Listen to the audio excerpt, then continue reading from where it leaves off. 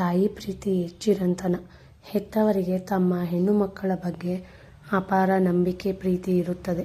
ಅಂತಹ ಹೆಣ್ಣು ಮಕ್ಕಳನ್ನು ಅನ್ಯಥಾ ಭಾವಿಸಿ ಅಪವಾದ ಹೊರಿಸಿದರೆ ಅವರು ಎಂದೂ ಸಹಿಸಿಕೊಳ್ಳಲಾರರು. ಸದ್ಗುಣ ಸಂಪನ್ನೆಯಾದ ಹೆಣ್ಣನ್ನು ಶಂಕಿಸುವ ಕಿರಾತಕರಿಂದ ಪಾರು ಮಾಡಿ ಮನೆಗೆ ಕರೆತರುತ್ತಾರೆ.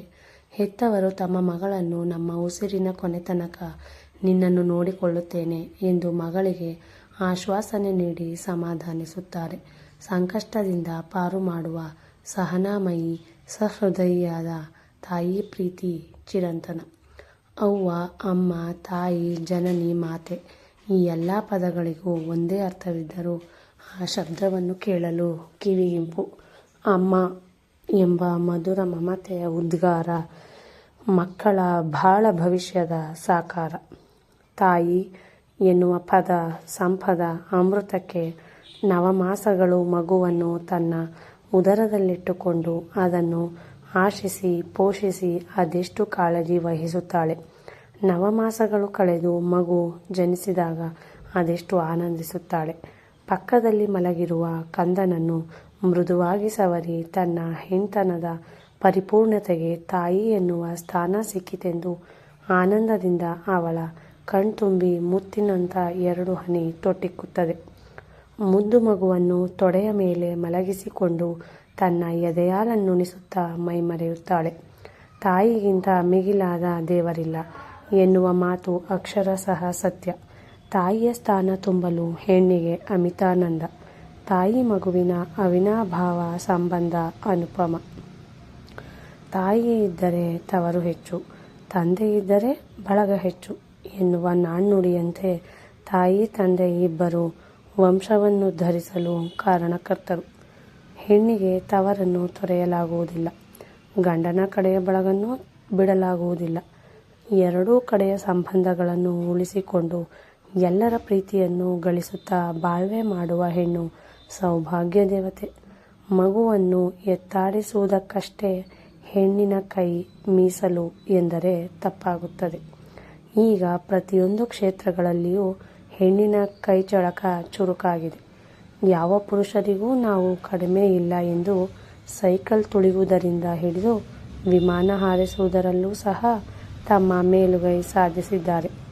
ಹೆಣ್ಣು ಸಂಸಾರವನ್ನು ತೂಗಿಸುವುದರಲ್ಲದೆ ಜಗತ್ತನ್ನೇ ಆಳುವ ಸಾಹಸಮಯಿಯಾಗಿದ್ದಾಳೆ. ಬಹುಮುಖ್ಯ ಪ್ರತಿಭೆಯುಳ್ಳ ಹೆಣ್ಣು ದೇಶದ ಕಣ್ಣು. ಒಬ್ಬರು ಒಂದು ಸಲ ಯೋಚಿಸಿ ಒಂದು ಕೆಲಸಕ್ಕೆ ಕೈ ಹಾಕಬಹುದು, ಆದರೆ ಹೆಣ್ಣು ಹಾಗಲ್ಲ. ಒಂದೇ ಸಲ 10 ಹಲವು ಯೋಜನೆಗಳನ್ನು ಮನದಲ್ಲಿ ಯೋಚಿಸಿ ಆಲೋಚಿಸಿ ಅದನ್ನು ಕಾರ್ಯರೂಪಕ್ಕೆ ತಂದು ಸಾಧಿಸಿ ತೋರಿಸುತ್ತಾಳೆ. ಹೆಣ್ಣು ವಂಶವನ್ನು ಬೆಳಗಬಲ್ಲಳು, ದೇಶವನ್ನು ಆಳಬಲ್ಲಳು ಎನ್ನುವುದಕ್ಕೆ ಬಹಳಷ್ಟು ನಿದರ್ಶನಗಳಿವೆ. ಮೊದಲು ನೆನಪಿಗೆ ಬರೋದು ಇಂದಿರಾ ಗಾಂಧಿ. ಹೆಣ್ಣು ಮಕ್ಕಳನ್ನು ಉತ್ತೇಜಿಸಲು ಆಕೆಯ ಧೈರ್ಯ, ಸಾಹಸ, ಎಡಬಿಡದ ಛಲ, ಎದೆಗಾರಿಕೆಯನ್ನು ಮೆಚ್ಚುವಂಥದ್ದೇ. ಹೆಣ್ಣಾದವಳು ಹಾಗಲ್ಲ. ಮನೆಯ ಕೆಲಸವನ್ನೂ ಮಾಡಿಕೊಂಡು ಹೊರಗಡೆಯೂ ದುಡಿಯುತ್ತಾ ತನ್ನ ಕುಟುಂಬಕ್ಕೋಸ್ಕರ ಜವಾಬ್ದಾರಿಯ ಹೊರೆಯನ್ನೇ ಹೊತ್ತುಕೊಂಡು ತ್ಯಾಗಮಯಿ ಎನಿಸಿದ್ದಾಳೆ ಹೆಣ್ಣು. ಮನಪೂರ್ವಕವಾಗಿ ಕಷ್ಟಪಟ್ಟಾದರೂ ಬಾಳ ಬಂಡಿಯನ್ನು ನಡೆಸುತ್ತಾಳೆ. ಹೆಣ್ಣು ತನ್ನ ತವರಿನಲ್ಲಿ ರಾಜಕುಮಾರಿಯ ಹಾಗೆ ಬೆಳೆದು ಬಂದು ಗಂಡನ ಮನೆಯಲ್ಲಿ ಜೀತದಾಳಿಗಿಂತಲೂ ಕಡೆಯಾಗಿ ಜೀವನ ನಡೆಸುವ ಸಂದರ್ಭ ಬಂದಾಗ ಹೆತ್ತವರಿಗೆ ಮಗಳ ಬಗ್ಗೆ ಅದೆಷ್ಟು ಅನುಕಂಪ ಪರಿತಾಪ ಇರಬಹುದು. ಸುಖವಾಗಿ ಮಗಳನ್ನು ಸಾಕಿ ನರಕ ಹೂಪಕ್ಕೆ ತಳ್ಳಿದೆವಲ್ಲ ಅನ್ನೋ ಸಂಕಟ ಹೆತ್ತ ತಾಯಿಗೆ ಕಡೆತನಕ ಕಾಡುತ್ತಿರುತ್ತದೆ. ತಾಯಿ ಸಹನಾಶೀಲೆ, ತ್ಯಾಗಮಯಿ. ತನ್ನ ರಕ್ತದ ಕಣಕಣಗಳಲ್ಲೂ ಮಕ್ಕಳ ಏಳಿಗೆಯನ್ನೇ ಬಯಸುತ್ತಾಳೆ. ಕುಟುಂಬಕ್ಕಾಗಿ ತನ್ನ ಸರ್ವಸ್ವವನ್ನೇ ಅರ್ಪಿಸುತ್ತಾಳೆ. ಸಂಸಾರ ಸಾರದ ಸಾರಾಂಶವನ್ನು ತನ್ನ ಹೃದಯವೆಂಬ ಕಾಗದದ ಮೇಲೆ ಪ್ರಿಂಟ್ ಮಾಡಿಕೊಂಡಿರುತ್ತಾಳೆ. ಯಾವುದೇ ಕೆಲಸವನ್ನು ಆಲೋಚಿಸಿ ಆಯೋಜಿಸಿ ಅನಾವರಣ ಮಾಡುವ ಶಕ್ತಿ ತಾಯಿಗೆ ಮಾತ್ರ ಸಾಧ್ಯ. ಹೀಗೆ ಎಲ್ಲ ದೇವರುಗಳ ದರ್ಶನ ಮಾಡಿ ಬಂದ ಕೆಲವು ಮಕ್ಕಳು ಹೆತ್ತ ದೇವರನ್ನೇ ವೃದ್ಧಾಶ್ರಮವೆಂಬ ಗುಡಿಯಲ್ಲಿ ಬಿಟ್ಟು ಬರುವ ನಿದರ್ಶನಗಳುಂಟು. ಕರುಳಿನ ಕರೆಗೆ ಓ ಎನ್ನುವ ಅಮ್ಮ ಇಲ್ಲದಿರಲು ಸಾಧ್ಯವೇ? ಏಕೆಂದರೆ ತಾಯಿಯ ನರನಾಡಿಯ ಮಿಡಿತವೇ ಮಕ್ಕಳ ಏಳಿಗೆ. ತಾಯಿಯ ನೈಜ ರೂಪವೇ ದೈವ ಸ್ವರೂಪ. ತಾಯಿಯ ಹಿತೋಪದೇಶವೇ ಮಕ್ಕಳ ಬಾಳ ಬುದ್ಧಿಯ ಭವಿಷ್ಯ. ತಾಯಿಯ ಕೃಪೆಯೊಂದಿದ್ದರೆ ಮಕ್ಕಳಿಗದೆ ನಲಿವ ಬೃಂದಾವನ. ಮಕ್ಕಳ ಜೀವನ ಪಾವನ. ಅಮ್ಮ ಮನೆ ಬೆಳಗುವ ಜ್ಯೋತಿ. ಮನೆ ಉಳಿಸುವ ನೀತಿ ಅಮ್ಮನ ಪ್ರೀತಿ. ಮನೆ ಮಗಳ ಸುಸಂಸ್ಕೃತಿ. ಅಮ್ಮನಿಲ್ಲದೆ ಮನೆ ಪಾಳುಗುಡಿಯಂತೆ. ಮಾತೆ ಮಂಗಳಪ್ರದಾತೆ. ನಿಸ್ವಾರ್ಥಿ ಅಮ್ಮನ ನಿಲುವೆ ಮನೆಯ ಗೆಲುವು. ಅಮ್ಮ ಎಂದರೆ ಶ್ರೀಕಾರ. ಅಮ್ಮನಿಗೆ ಜೈಕಾರ. ಅಮ್ಮನಿಲ್ಲದರೆ ಅಂಧಕಾರ ಹಾಹಾಕಾರ. ಅಮ್ಮನೇ ಎಲ್ಲದಕ್ಕೂ ಸಾಕಾರ. ಅಮ್ಮನೇ ಮನೆಗೆ ಆಧಾರ. ಮಕ್ಕಳಿಗೆ ಇರಬೇಕು ಅಮ್ಮನಲ್ಲಿ ಭಕ್ತಿ, ಗೌರವ ಹಾಗೂ ಪ್ರೀತಿ. ಅಮ್ಮನೇ ಮನೆಯ ಸರ್ವಶಕ್ತಿ. ನಡೆ, ನುಡಿ ಮತ್ತು ನಾಡಿಗೂ ಹೆಣ್ಣನ್ನೇ ಹೋಲಿಸುತ್ತಾರೆ. ತಾಯಿ ನುಡಿ ಎನ್ನುತ್ತಾರಿದ್ದುಂಟೆ. ಹೆಣ್ಣಿಗೆ ಜಗತ್ತಿನಲ್ಲಿ ಗೌರವ, ಉನ್ನತ ಸ್ಥಾನಮಾನಗಳು ರಾರಾಜಿಸುತ್ತಿವೆ. ತಾಯಿ ಸತ್ತ ಮೇಲೆ ತವರಿಗೆ ಎಂದೂ ಹೋಗಬಾರದವ ಎಂಬ ಜನಪದ ಸಾಹಿತ್ಯ ಅರ್ಥಗರ್ಭಿತವಾಗಿದೆ. ನಿಜ. ಹೆಣ್ಣು ಮಕ್ಕಳಿಗೆ ತವರಿನಲ್ಲಿ ತಾಯಿ ಇದ್ದಾಗ ಸಿಗುವ ಪ್ರೀತಿ, ಗೌರವ, ಆಹ್ವಾನ ತಾಯಿ ಮಡಿದ ನಂತರ ಸಿಗಲಾರದು.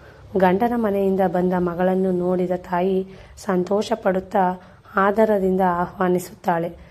ಬಗೆ ಬಗೆಯ ಅಡುಗೆಗಳನ್ನು ಮಾಡಿ ಮಗಳಿಗೆ ಉಣಬಡಿಸುತ್ತಾಳೆ. ಗಂಡನ ಮನೆಯಲ್ಲಿ ಸೊರಗಿ ಹೋಗಿರುವಳೆ ಅಥವಾ ಸಂತೋಷವಾಗಿರುವಳೆ ಎಂದು ಮಗಳ ಮುಖವನ್ನು ನೋಡಿ ಆತಂಕದಿಂದ ವಿಚಾರಿಸುತ್ತಾಳೆ. ಇಂತಹ ಮಮತಾಮಯಿ ತಾಯಿ ಸ್ಥಾನವನ್ನು ತುಂಬಲು ಯಾರಿಂದ ಸಾಧ್ಯ? ಈಗಲೂ ಸಹ ಕೆಲವು ಕಡೆ ಗಂಡು ಮಗು ಹುಟ್ಟಿತು ಅಂದರೆ ಅದೇನು ಸಂಭ್ರಮ. ಊರಿಗೆಲ್ಲ ಹಬ್ಬದೂಟ ಹಾಕಿಸುತ್ತಾರೆ. ಅದೇ ಹೆಣ್ಣು ಮಗು ಹುಟ್ಟಿತು ಎಂದರೆ ಥೂ, ಈ ಅನಿಷ್ಟ ಯಾಕಾದರೂ ಹುಟ್ಟಿತು.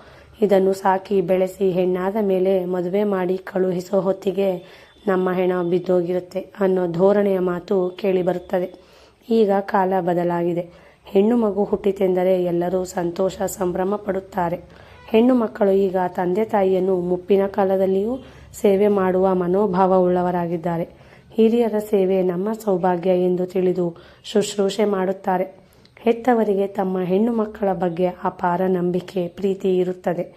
ಅಂತಹ ಹೆಣ್ಣು ಮಕ್ಕಳನ್ನು ಅನ್ಯಥಾ ಭಾವಿಸಿ ಅಪವಾದ ಹೊರಿಸಿದವರೇ ಅವರು ಎಂದೂ ಸಹಿಸಿಕೊಳ್ಳಲಾರರು. ಸದ್ಗುಣ ಸಂಪನ್ನೆಯಾದ ಹೆಣ್ಣನ್ನು ಶಂಕಿಸುವ ಕಿರಾತಕರಿಂದ ಪಾರು ಮಾಡಿ ಮನೆಗೆ ಕರುತ್ತಾರೆ. ಹೆತ್ತವರು ತಮ್ಮ ಮಗಳನ್ನು ನಮ್ಮ ಉಸಿರಿನ ಕೊನೆ ತನಕ ನಿನ್ನನ್ನು ನೋಡಿಕೊಳ್ಳುತ್ತೇನೆ ಎಂದು ಮಗಳಿಗೆ ಆಶ್ವಾಸನೆ ನೀಡಿ ಸಮಾಧಾನಿಸುತ್ತಾರೆ. ಸಂಕಷ್ಟದಿಂದ ಪಾರು ಮಾಡುವ ಸಹನಾಮಯಿ, ಸಹೃದಯಿಯಾದ ತಾಯಿ ಪ್ರೀತಿ ನಿತ್ಯ ಚಿರಂತನ. ಧನ್ಯವಾದಗಳು.